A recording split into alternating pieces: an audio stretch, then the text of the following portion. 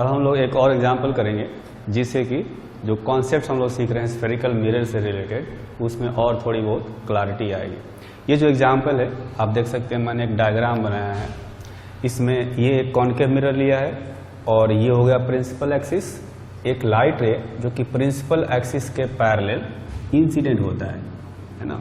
इसमें कहा गया है a light ray incident parallel to principal axis at angle of incidence I, locate the point on principal axis where the reflected ray intersects। मतलब ये जो light रे आया है, अगर यूं कहा जाएगा, अगर ये सेंटर ऑफ कर्वेचर है तो सेंटर ऑफ कर्वेचर से अगर यहाँ पर कोई लाइन ड्रॉ मैं करता हूँ तो ये नॉर्मल होगा, है ना। तो नॉर्मल और इंसिडेंट रे के बीच का जो एंगल होता है इसको एंगल ऑफ इंसिडेंस कहा जाता है, ठीक। तो ये हो गया एंगल ऑफ इंसिडेंस आई। अब इसमें यह कहा गया है कि रिफ्लेक्शन के बाद ये प्रिंसिपल एक्सिस पर कहीं इंटरसेक्ट करेगा। सपोज यहाँ पर इंटरसेक्ट करता है इस पॉइंट पर, है ना। तो इस पॉइंट को लोकेट करना है, पोल से कितना डिस्टेंस पर होगा या सेंटर ऑफ कर्वेचर से कितना डिस्टेंस पर होगा, ये हमें यहाँ पर बताना है, ठीक है।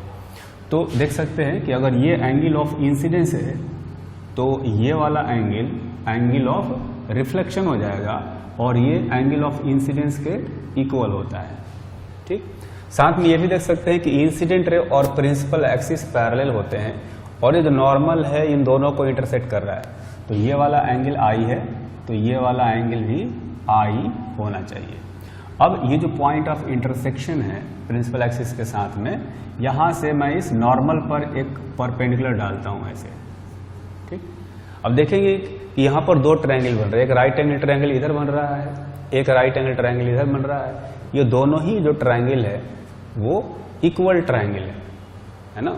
मतलब यूं कह सकते हैं कि कॉन्ग्रुएंट है। ये कैसे देख सकते हैं कि इसमें ये एंगल आई है और ये एंगल भी आई है, इसमें एक 90 है तो एक 90 है, तो इसका ये एंगल 90 माइनस आई होगा, इसका भी ये वाला एंगल 90 माइनस आई होगा, ठीक। साथ में एक साइड जो है ये कॉमन है। एक साइड कॉमन होने का मतलब है कि इनके साइड का रेशियो 1:1 हो जाएगा और 1:1 होगा। इसका मतलब ये हुआ कि ये वाला साइड और ये वाला साइड इक्वल होगा, है ना। जैसा कि हम जानते हैं कि ये सेंटर ऑफ कर्वेचर है और ये जो मिरर है ना, तो मिरर और सेंटर ऑफ कर्वेचर के बीच का जो डिस्टेंस होता है वो रेडियस ऑफ कर्वेचर के इक्वल होता है और वो रेडियस ऑफ कर्वेचर यहाँ पर दो इक्वल पार्ट में डिवाइड हो गया। आधा पार्ट चलेगा इस ट्रायंगल में और आधा पार्ट इस ट्रायंगल में, तो ये r/2 हो जाएगा यहाँ से यहाँ तक और इधर वाला भी r/2 होगा, ठीक है। ये वाला पार्ट भी r/2 होगा, ये भी r/2 होगा। हमें जो है वो इसकी जरूरत पड़ेगी, मैंने इसलिए यहाँ पर लिखा है। अब देख सकते हैं कि ये जो एंगल है आई है और यहाँ पर जो राइट एंगल ट्रायंगल बन रहा है उसका ये हाइपोटेनस है, ठीक है। मैं ये जो पॉइंट है पॉइंट ऑफ इंटरसेक्शन, इसको थोड़ी देर के लिए एफ कह देता हूँ और ये जो है ये पोल कहलाता है ना। तो अगर मुझे डिस्टेंस सी एफ फाइंड करना हो इस राइट एंगल ट्रायंगल से तो मैं कॉस आई का वैल्यू फाइंड करता हूँ। कॉस आई का जो वैल्यू आएगा आप देखेंगे कि इसमें ये आएगा r/2 divided by hypotenuse C F, r/2 divided by hypotenuse C F. तो जो सी एफ है इसकी वैल्यू आ गई r/2 इंटू कॉस आई, ठीक है। तो सेंटर ऑफ कर्वेचर से इस पॉइंट का लोकेशन निकल गया, है ना। अब जो है ये जो पोल है, पोल से अगर इस पॉइंट एफ का डिस्टेंस पता करना हो, ये वाला डिस्टेंस, तो हमें पता है कि सेंटर ऑफ कर्वेचर और पोल के बीच का जो डिस्टेंस होता है ये भी रेडियस ऑफ कर्वेचर के इक्वल होता है। तो ये पॉइंट एफ और पी के बीच का जो डिस्टेंस होगा वो आएगा r-CF, है ना। ये हो जाएगा r-CF। CF का वैल्यू कितना है r/2 cos I, है ना। तो अगर डिस्टेंस PF फाइंड करना हो तो ये होगा r-CF यानी r divided by 2 cos I, है ना। तो आप देख सकते हैं कि यहाँ पर जो लाइट रे इंसिडेंट हो रही है प्रिंसिपल एक्सिस के पैरेलल, वो इस पोल से कितना डिस्टेंस पर इंटरसेक्ट करेंगी वो डिपेंड करता है एंगल ऑफ इंसिडेंस आई पर। है ना। तो अगर आई का वैल्यू हम लोग चेंज करेंगे तो ये जो पॉइंट है ये भी चेंज होगा, ये एक ही पॉइंट पर सारी लाइट रेज इंटरसेक्ट नहीं करेंगे, है ना। लेकिन इसमें एक कंडीशन हो सकता है, अगर आई का वैल्यू बहुत ही कम हो, आई का वैल्यू जैसे 0 डिग्री के आसपास हो, जैसे 5 डिग्री 4 डिग्री 3 डिग्री ऐसे हो, तो उसको मैं अप्रोक्सीमेटली कॉस आई को 1 ले सकता हूं। जब कॉस आई को 1 ले सकता हूं तो उस केस में पीएफ का जो वैल्यू है वो ऑलमोस्ट फिक्स हो जाएगा, और वो हो जाएगा r माइनस r/2, है ना, क्योंकि कॉस आई का वैल्यू तब 1 हो जाएगा, क्योंकि कॉस का वैल्यू अगर कॉस 0 डिग्री का वैल्यू 1 होता है, तो कॉस 2 डिग्री का है 3 डिग्री का है वो भी आसपास ही होंगे, कॉस 1 के आसपास होंगे। तो उस केस में मैं ये कह सकता हूं कि for very small angle of incidence I, cos I will be approximately equal to 1, then PF will be equal to R minus R/2, that will be equal to R/2, है ना। तो PF जो डिस्टेंस है इसकी value R/2 कब आएगी, when angle of incidence is very small, ठीक है। अब एंगल ऑफ इंसिडेंस बहुत स्मॉल कब होगा, जब लाइट रेज इस प्रिंसिपल, ये जो पोल है पोल के पास में आएंगी या प्रिंसिपल एक्सिस के काफी क्लोज इंसिडेंट होंगी, है ना, तभी एंगल ऑफ इंसिडेंस जो है स्मॉल होगा। आप देख सकते हैं, मैं एक डायग्राम से समझाता हूं। यहाँ पर सपोज ये प्रिंसिपल एक्सिस है ना, ये सेंटर ऑफ कर्वेचर हो गया, तो सेंटर ऑफ कर्वेचर से मैं लाइन ड्रॉ कर देता हूं यहां पर और यहां पर, ठीक। अब सपोज 3 लाइट रे आ रही है जो कि प्रिंसिपल एक्सिस के पैरेलल, एक ये है, तो इसके लिए एंगल ऑफ इंसिडेंस ये होगा, सेंटर ऑफ कर्वेचर से जितने भी लाइन में ड्रॉ करूंगा वो सारा नॉर्मल होगा इस मिरर पर, है ना, ये तीनों नॉर्मल है, डिफरेंट नॉर्मल है। अच्छा, यहां पर जो लाइट रे आएगी प्रिंसिपल एक्सिस के पैरेलल, इसके लिए एंगल ऑफ इंसिडेंस और कम हो गया है ना, आई डैश। अच्छा, यहां पर अगर कोई मैं लाइट रे इंसिडेंट कराता हूं तो इसके लिए एंगल ऑफ इंसिडेंस और भी स्मॉल हो गया, ठीक है। तो जो इंसिडेंट लाइट रे है जो कि प्रिंसिपल एक्सिस के पैरेलल आ रहे हैं, अगर वो पोल के पास में इंसिडेंट होंगे, प्रिंसिपल एक्सिस के बहुत क्लोज इंसिडेंट होंगे, तो उस कंडीशन में जो आई है बहुत स्मॉल होता है, और आई जब बहुत स्मॉल होता है तब ये डिस्टेंस जो पी एफ है वो अप्रोक्सीमेटली इक्वल टू R/2 होता है ना। जब एंगल ऑफ इंसिडेंस बहुत स्मॉल हो तो ऐसे जो लाइट रे इंसिडेंट होती हैं उनको पैराक्सियल रे कहा जाता है ना। मैंने पिछले वाले वीडियो में बताया था कि पैराक्सियल रे का मतलब होता है जिनके लिए एंगल ऑफ इंसिडेंस बहुत ही स्मॉल हो। तो एंगल ऑफ इंसिडेंस स्मॉल कब होगा, जब लाइट रे पोल के पास में इंसिडेंट होंगे, है ना।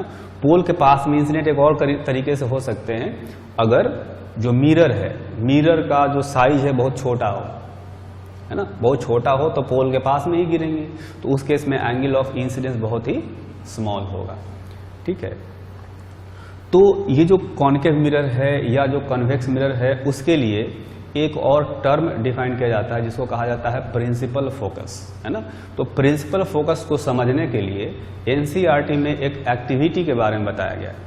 अगर आप ध्यान से आप देखेंगे उस एक्टिविटी को, तो उस एक्टिविटी में ये कहा गया है कि एक कॉन्केव मिरर लेना है, कॉन्केव मिरर को जो सन से लाइट रेज आती है उसके सामने रखना है ना।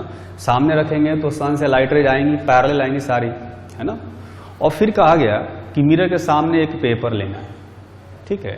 पेपर लेंगे तो क्या होगा कि सन से जो लाइट रे आती हैं वो रिफ्लेक्ट होकर के कहीं ना कहीं एक जगह पर इसी तरह से, जैसे ये देख रहे हैं कि एक फोकस हो रही है, सारी एक जगह मिल रही है यहाँ पर जाकर के, अगर एंगल ऑफ इंसिडेंस छोटा है तो, है ना। तो हम लोग पैराक्सियल रे की बात कर रहे हैं, छोटा सा मिरर लेंगे, है ना, जिसमें कर्वेचर बहुत जो है, रेडियस कर्वेचर बहुत ज्यादा होगा, है ना। तो उस केस में क्या होगा कि लाइट रे कहीं ना कहीं एक जगह फोकस हो रही होंगी। जो हमने पेपर ले रखा है उस पेपर को आगे पीछे खिसकाएंगे, खिसकाने से क्या होगा कि वो जो पॉइंट फोकस हो रहा है ना, तो वहां पर एक ब्राइट स्पॉट बनेगा पेपर पर। तो ब्राइट स्पॉट जो है दूर रखने पर क्या होगा, बहुत बड़ा दिखेगा, लेकिन जैसे जैसे उसको पास में लाएंगे तो वो छोटा होता जाएगा। छोटा होते होते एक ऐसा पॉइंट आएगा जहां पर ब्राइट स्पॉट सबसे छोटा हो जाएगा, है ना, एक पॉइंट जैसा दिखने लगेगा। अगर उसके आगे आप खिसकाते हैं तो फिर से बड़ा होने लगेगा वो जो ब्राइट स्पॉट है। तो हमें उस पेपर को उसी पॉइंट पर रखना जहां सबसे छोटा दिख रहा है।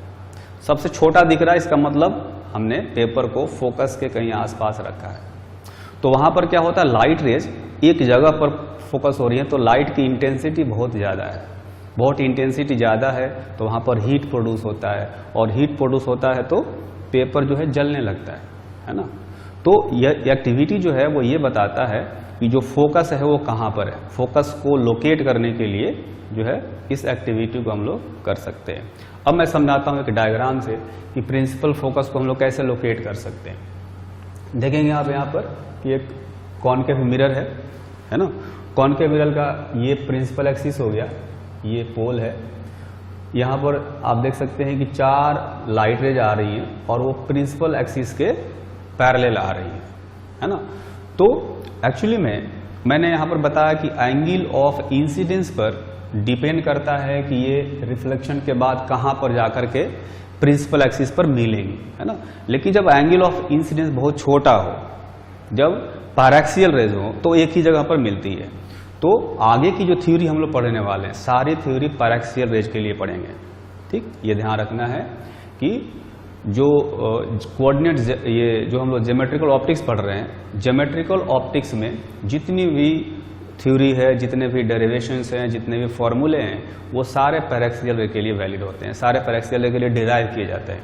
तो यहाँ से आगे यहाँ तक तो मैंने बताया कोई भी एंगल ऑफ इंसिडेंस लेकर के एक जनरल डेरिवेशन किया हमने, लेकिन इसके बाद हम लोग केवल पैराक्सियल रे की बात करेंगे, है ना। जितनी भी थ्योरी होगी, जितने भी क्वेश्चंस होंगे, सारे पैराक्सियल रे के लिए होंगे।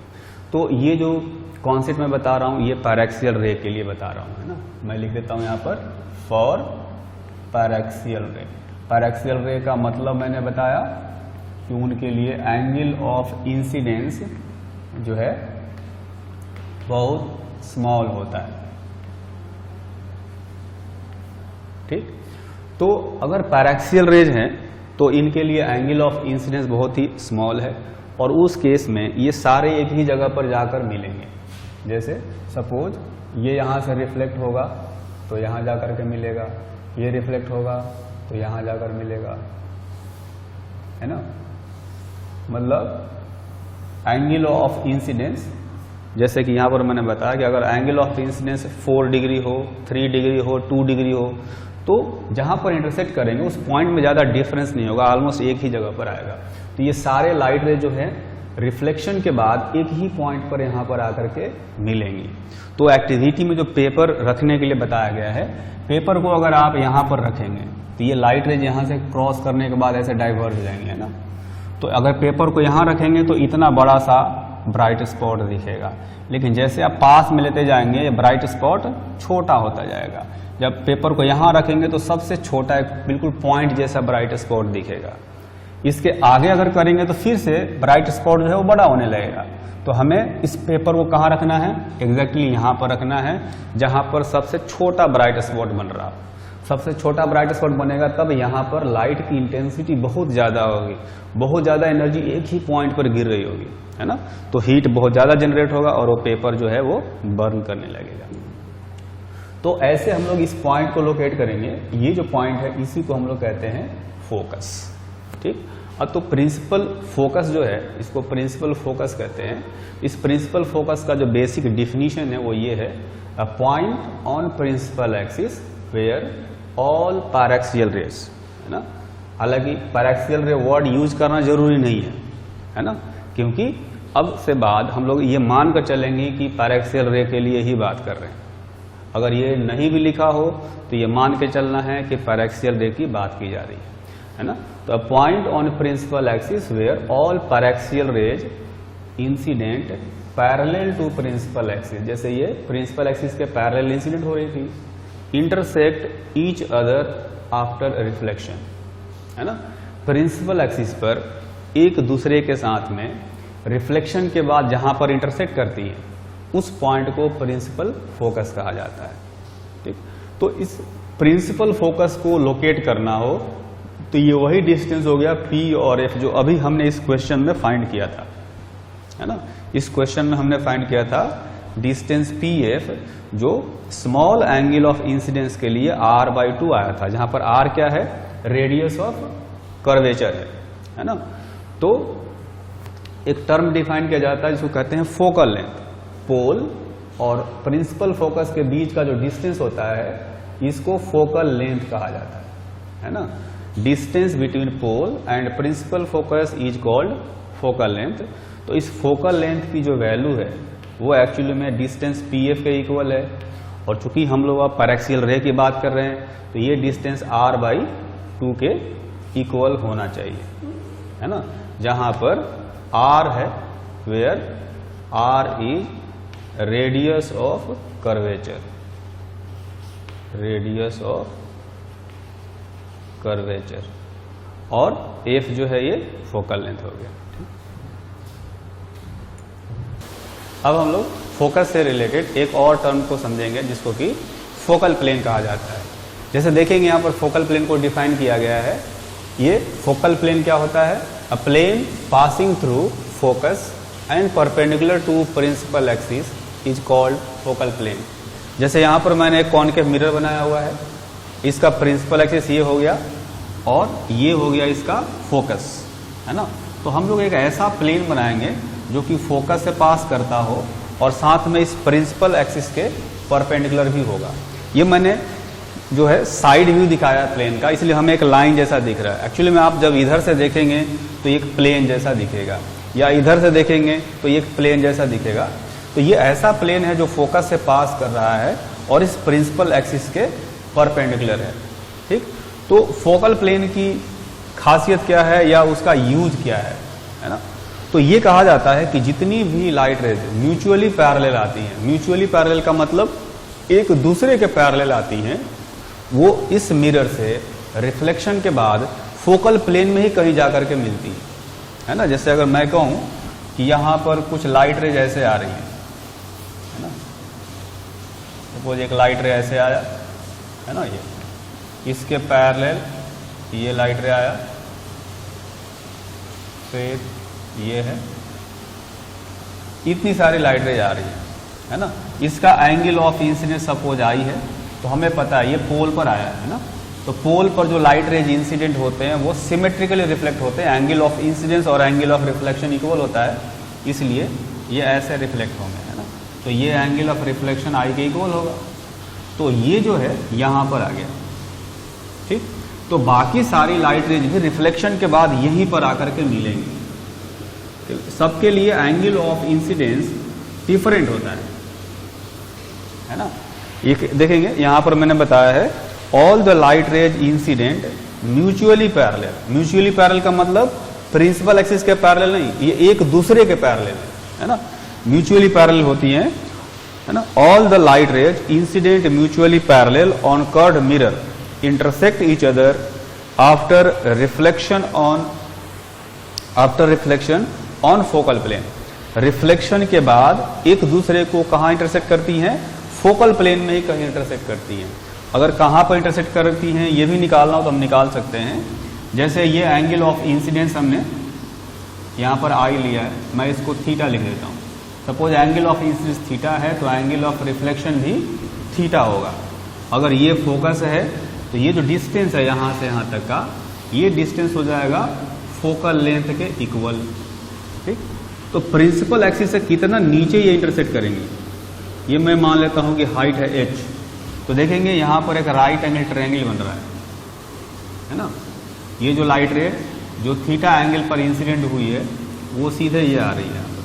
तो इस राइट एंगल ट्रायंगल में अगर मैं tan थीटा का वैल्यू निकालना चाहता हूं, tan थीटा, तो tan थीटा का वैल्यू आएगा h डिवाइडेड बाई f, है ना, h डिवाइडेड बाई f। तो h जो होगा वो आ जाएगा f इंटू tan थीटा। तो हम बता सकते हैं कि ये जो mutually parallel light rays incident हो रही है वो प्रिंसिपल एक्सिस से कितना नीचे या कितना ऊपर जाकर के एक दूसरे से मिलेंगी, ये h की वैल्यू फाइंड कर सकते हैं, ठीक। तो इसी से रिलेटेड एक एग्जांपल करते हैं। देखेंगे यहां पर कहा गया है sun subtends angle theta on earth surface. Sun जो है हमें देखने में सर्कुलर शेप का एक डिस्क जैसा दिखता है ना। तो वहां से जो लाइट रेज आ रही होंगी, ऐसे लाइट रेज आ रही होंगी, तो अर्थ पर कुछ ऐसे एंगल सबटेंड कर रही होंगी, जो कि यहाँ पर क्वेश्चन में थीटा बताया गया। एक कॉन्केव मिरर को यूज किया गया उस सन का इमेज बनाने के लिए। Concave mirror of focal length f forms image of sun. Find the diameter of sun. Find the diameter of image of sun. है ना। तो ऐसा कर सकते हैं कि सन जो है बहुत ही दूर है, वहां से जो लाइट रेज आ रही है ऐसे, है ना, सन बहुत दूर है, तो ऐसे समझ सकते हैं। मैं यहाँ पर छोटा सा एक डायग्राम बना देता हूँ, है ना। सपोज ये सन है ओरिजिनल जो दूर है, तो उसके ऊपर वाला पॉइंट से, क्योंकि ऊपर वाला पॉइंट जो है बहुत दूर है हमसे, इन्फिनिटी पर है, तो इन्फिनिटी से जब भी लाइट रेज आती हैं तो वो एक दूसरे के पैरेलल आती है ना। तो जैसे ये लाइट रे आएगा, यहां से कई सारी लाइट रेज आएंगी जो एक दूसरे के पैरेलल होंगी, एक दूसरे के पैरेलल होंगी। सपोज इस मिरर का जो फोकस है वो यहां पर है, तो मैं यहां पर एक फोकल प्लेन ड्रॉ कर सकता हूं। तो चूंकि यहां पर ये एक ही लाइट रे नहीं आएगी, कई सारी लाइट रे यहां से जा रही होंगी। सारी लाइट रेज रिफ्लेक्शन के बाद जो है वो कहां मिलेंगी, इसी फोकल प्लेन में कहीं यहां पर मिलेंगी। अब ये कहा गया कि जो सन है वो टोटल थीटा एंगल सबटेंड कर रहा है, तो अगर जैसे ये बताया था ये थीटा एंगल सबटेंड कर रहा है, तो यहां पर ये टोटल एंगल थीटा होना चाहिए। अगर आधे एंगल की बात करें तो ये हो जाएगा θ/2 और ये भी होगा θ/2।